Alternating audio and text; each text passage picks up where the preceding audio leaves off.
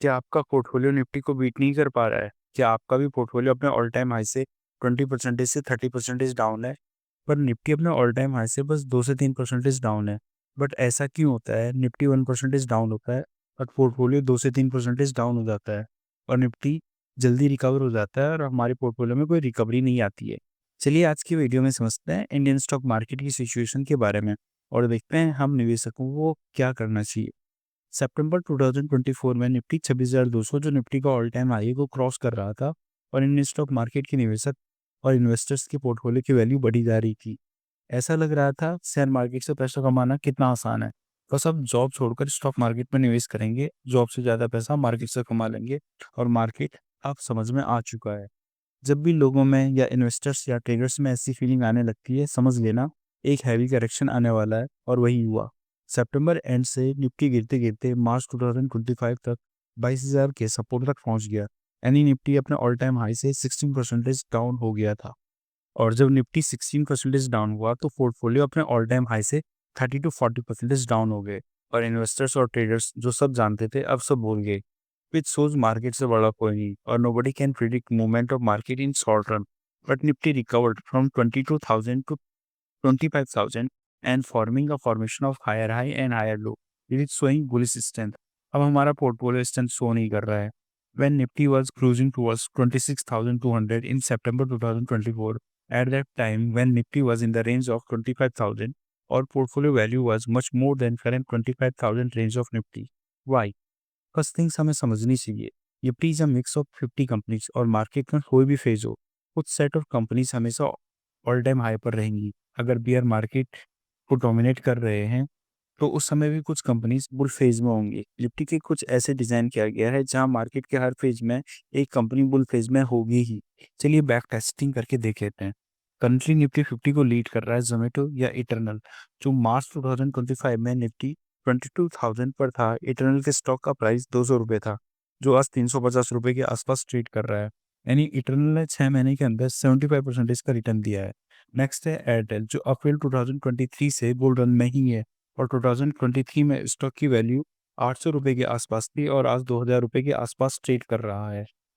Bajaj finance, Eicher Motors, Maruti Suzuki, BEL Nifty 50 को lead कर रहे हैं, जो निफ्टी को 22,000 से 25,000 तक ले आए हैं और आगे भी ले जाएंगे। गौर करना ये सब कंपनीज अलग अलग सेक्टर से बिलोंग करती है। अब आप अपने पोर्टफोलियो की स्कैन कीजिए और बताइए आपके पोर्टफोलियो में इस सेक्टर से जो निफ्टी 50 को लीड कर रहे हैं से बिलोंग करने वाली कंपनीज है या यही कंपनीज है। अब आप ही बताइए हमारा पोर्टफोलियो निफ्टी को कैसे बीट कर पाएगा। अब इससे प्रीवियस बुल रन जो दिसंबर 2023 से सितंबर 2024 तक का, जहां हर दिन आपका पोर्टफोलियो ग्रीन में ही दिखाई दे रहा था, उससे रिलायंस जो इंडिया की सबसे बड़ी कंपनी है लीड कर रही थी और निफ्टी इंडेक्स में एक अल्फा जनरेट कर रही थी। Whereas ICICI bank consistent growth path पर था and trend was doing extremely good. That time broader market ही बुल रन में था, which was showing strength and interest of participation of investor and traders because Modi government was in the way of regaining power. But question is, in the dull or sideways market, Nifty is doing better than our portfolio. कैसे? Generally हमारे portfolio में small cap companies ज़्यादा होती हैं because of hope to get handsome return और well diversified नहीं होते हैं। और जब मार्केट गिरता है तो स्मॉल कैप बहुत जोर से गिरते हैं। क्यों? पहला रीजन है continuous money flow in Nifty. Mutual fund, DII, FII, pension fund के big chunk of monthly money flow Nifty में ही निवेश होते हैं और fall of 20% in Nifty is a big opportunity to them with low risk. whereas investors switch their money from small cap to nifty for low risk और small cap में buyer बहुत कम हो जाते हैं compare to seller, thus they fall sharply. Second reason है no hedging option in small और micro cap companies. Big investors monthly income earn करने के लिए निफ्टी के पुट सेल करके रखते हैं, like Warren Buffett.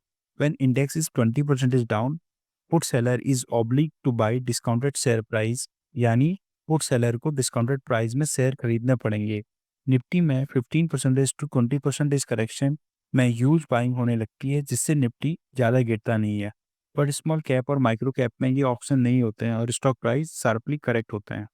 Third reason है साइडवेज मार्केट में स्मॉल कैप और माइक्रो कैप में बाइंग इंटरेस्ट बहुत कम हो जाता है जिससे उनमें कोई मूवमेंट नहीं होता है as they fall 30 to 40% from their all time high and investor or traders feel spared to invest in those companies. Now you got to know why your portfolio is still down compared to Nifty.